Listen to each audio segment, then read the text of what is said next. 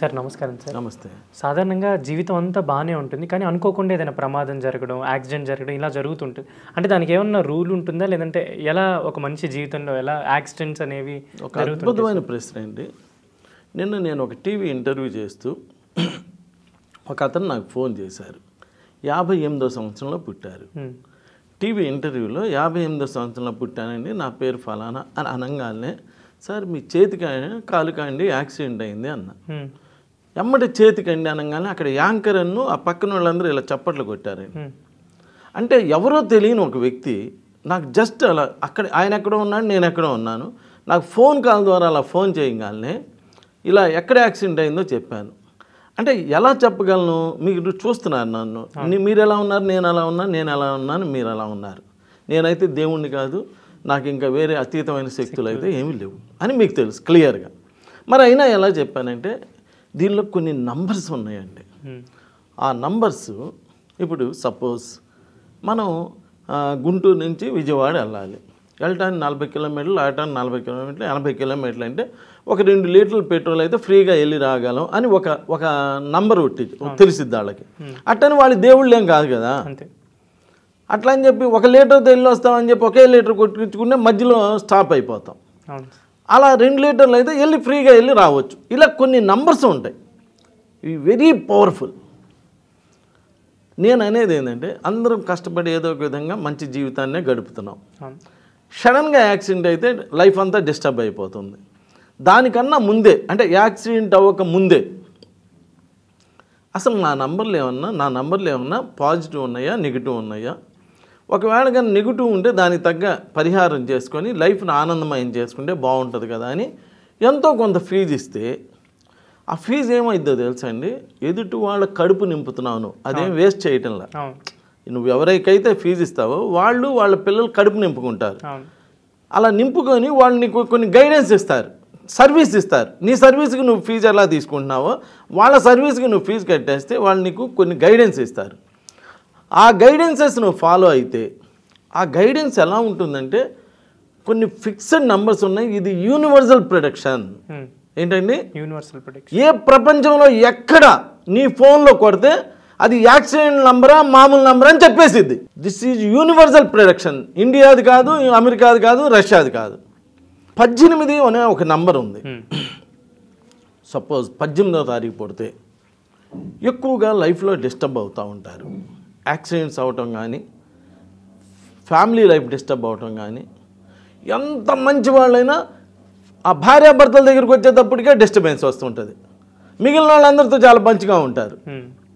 అంటే అది family disturb చేసే నంబర్, యాక్సిడెంట్స్ చేసే నంబర్. చిన్నపిల్లలు ఊరిని ఆడుకుంటే కింద పడిపోతుంటారు, దొక్కిపోతుంటుంది, చెయ్యి ఇరుగుతుంటుంది, కాలు ఇరుగుతుంటుంది, ఇలా జరుగుతూ ఉంటాయి. అరే అందరి పిల్లలు అలా ఆడుకుంటున్నారు, ఏమి కావట్లా, మన పిల్లోడిగా ఎందుకు ఇలా అవుతుంది అని ఒక్కసారి ఆలోచించాలి కదా ఎవరైనా. అవును సార్.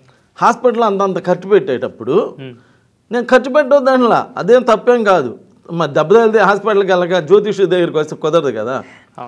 అలా ఎందుకు జరుగుతుంది, నెంబర్ ఆఫ్ టైమ్స్ ఎందుకు రిపీట్ అవుతుంది అని మీరు ఒక మంచి గైడెన్స్ ఇవ్వగలిగిన, నేను ఫస్ట్ నుంచి గైడెన్స్ గురించి మాట్లాడుతున్నానండి, రిజల్ట్స్ గురించి మాట్లాడుతున్నాను.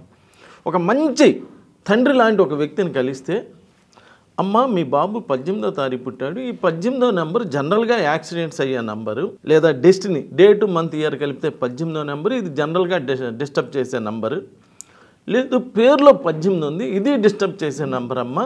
నేను చెప్పానని మీరు నమ్మొద్దమ్మా, శ్రీదేవి అనే పేరు కొట్టండి. సినిమా యాక్టర్ శ్రీదేవి అందరికీ తెలుసు, ఆమె ఎలా చనిపోయిందో కూడా అందరికీ తెలుసు.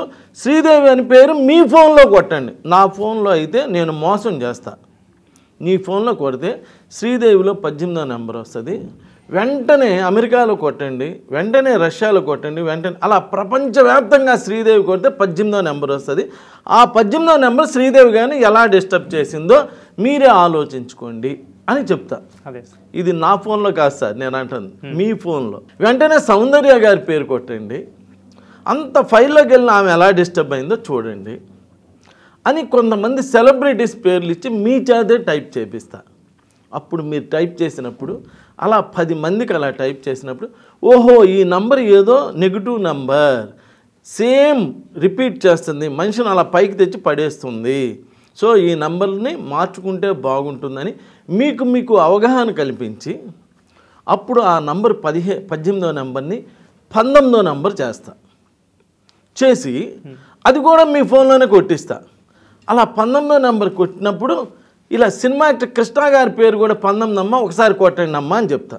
అలా కొట్టినప్పుడు 19వ నెంబరు ఇది మొదటి అంకె 1 చివరి అంకె 9 కలిసి రావడం వల్ల ఈ సంఖ్య గల వారు ఒక్కొక్క మెట్టుగా ఎదుగుతారు, వయసు పెరుగుతున్న కొద్దీ ప్రముఖ స్థానాన్ని పొందుతారు, మంచి హెల్త్, మంచి వెల్త్, ముదిమిలోనూ యువకులుగా కనిపిస్తారు. అంటే ముసలోళ్ళప్పుడు కూడా కుర్రోడుగా కనిపిస్తారని ఇంటర్నేషనల్ లెవెల్లో, యూనివర్సల్ లెవెల్లో అదే ప్రొడక్షన్ ఉందనుకోండి.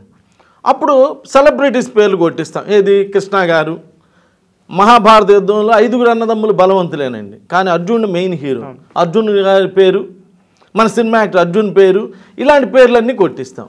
ఆ పేర్లన్నీ సక్సెస్ఫుల్గా కనిపిస్తున్నాయి అనుకోండి.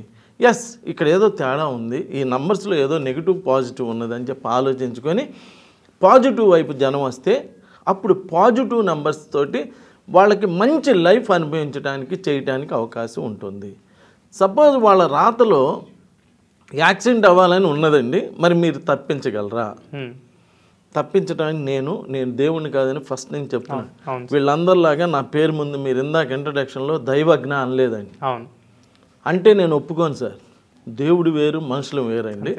అందుకని నేను అనేది ఏంటంటే యాక్సిడెంట్ అయ్యి చెయ్యరగాలని ఉంటే వాళ్ళు అక్కడ వెళ్ళి పట్టుతారండి, చెయ్యరు కదండి, దొక్కుపోతుంది. బట్ రక్తం అయితే కనిపిస్తుంది, దొక్కుపోయినా కానీ ఎర్రగా కనిపించదు కదా. అలా కనిపించి ఒక 4-5 రోజులు అదేముంది ఆయింట్మెంట్ పూస్తే తగ్గిపోయేటువంటి దాని నుంచి బయటపడటానికి అవకాశం ఉంటుంది. ప్రమాదాన్ని తగ్గిస్తాను. నమస్కారం.